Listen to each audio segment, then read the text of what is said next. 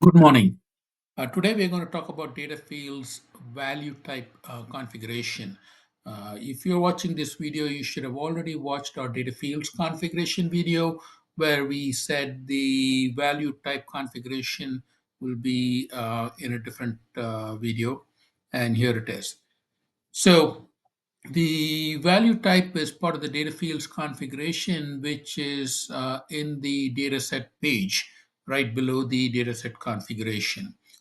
Um, as we talked about previously in the previous video, a value type is the value assigned to the data field when you're configuring it.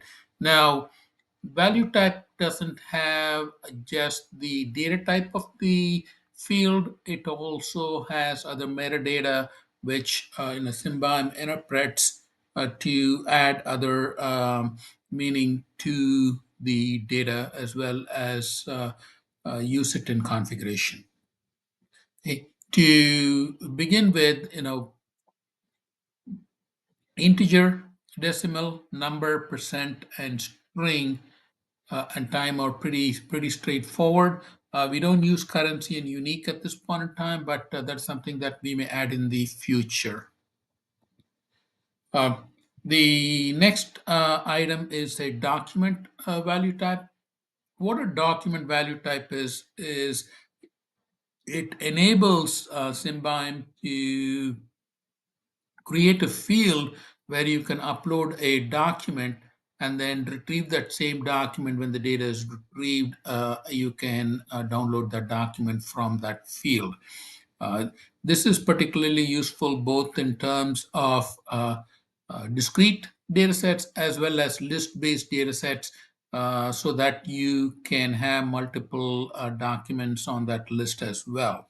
One of the things that you need to understand about this document is SymBIOM also has attachments at the work type level. What this enables is for you, for example, you can have a survey list, which is a list of documents that you need, show up on a list so that you can upload individual documents to each of those rows of data. So that's where it comes useful. Also, if you need to control access to a document, you can put it in the step data set or the work data set, which has security around it in terms of who can read, write, etc. So that's another important aspect of this document field and how it's different than the attachments documents, which are miscellaneous documents you can upload into the work type. Okay. Moving on, we go to the list of values.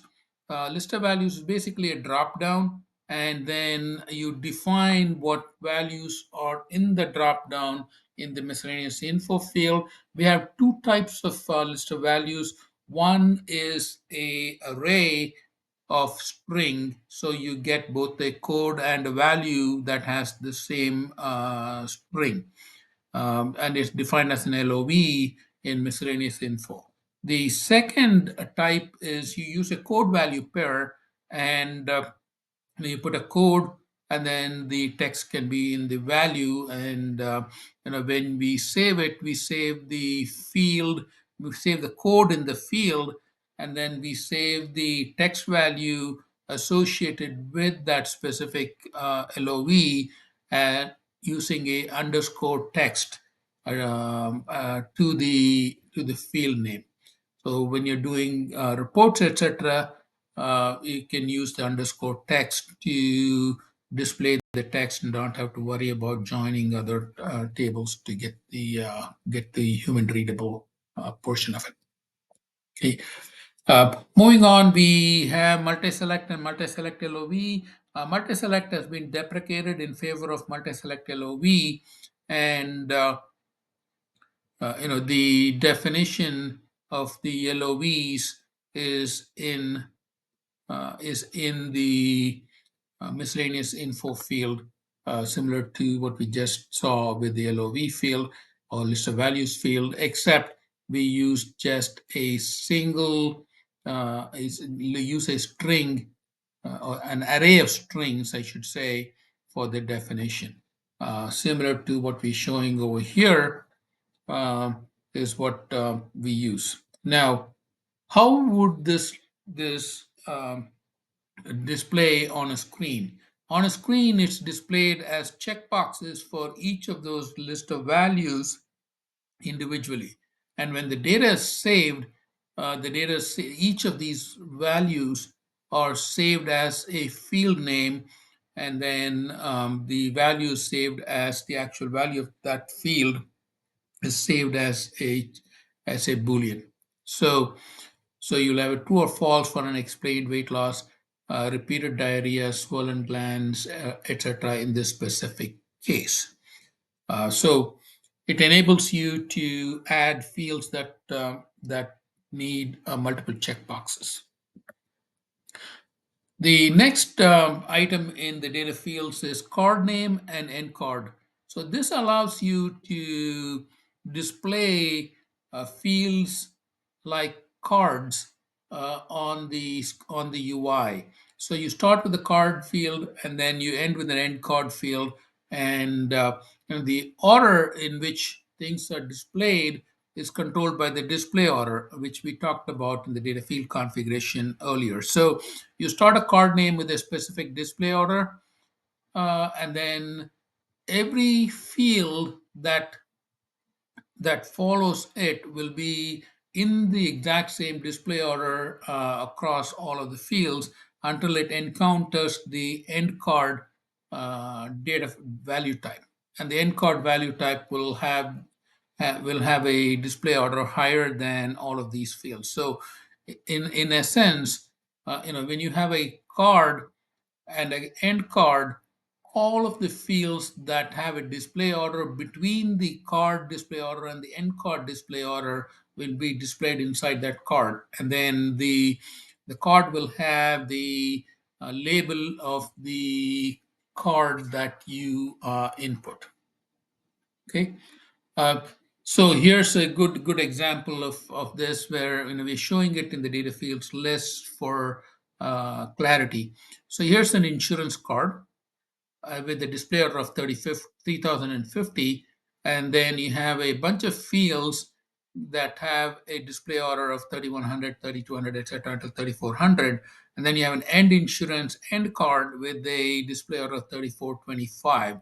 So typically, you will have a card on the UI which says insurance information, which is the label, and then have these four fields displayed inside that card, and then it'll move on to the next card or field, whatever the case might be. You can also control the width of the card using bootstrap classes. So you put that into the miscellaneous info as card width, and then it will automatically, allow you to do, 1/12 the size or half the size of the display width. Okay. So how does this look like? Here's an example. Attendant 1 and attendant 2 are card width of half the display size for the large. And it allows you also to, if the width is say small or extra small, it allows you to be responsive. And you see the insurance details card below has a width of 100%. So you can control the width of a card pretty granularly. Next up is dynamic lookup and auto lookup. We have deprecated these fields. The dynamic lookup has been deprecated in favor of the master select on the data field configuration itself, and auto lookup has been deprecated in favor of auto select. These gives us some better control over things. Okay. Moving on, the constant values are where you set the value type of constant, and then you can set a default value for constant. be a number, string, or whatever it is, and then you can also do certain other things like get user ID, get date time, etc. And you can read about what those things are in the text documentation. Okay. Uh, Going past that now, we have date, yes, no, checkbox, rich text area, and plain text area. These are pretty self-explanatory, so I will move past that. The next field is a uh, calculated field, and calculated fields are basically read-only fields where you place a calculated value based on what's entered in the data set. This calculation is purely within the data set. So the details of the calculation are set in the miscellaneous info. Here you see a calculation, supplied quantity times price per unit is a calculation, and then you also can have a aggregate under the, if it's a table list or a tree list, etc. You can have an aggregate that can be displayed at the bottom of the table, and the aggregate could be a sum or a sum product. There's various things you can do as well. Survey lookup is being deprecated in favor of survey list of values. And this is the field that you use in a survey list data set. For example, you want to have values of A, B, C, D, E populated automatically in the field in the case of a survey list.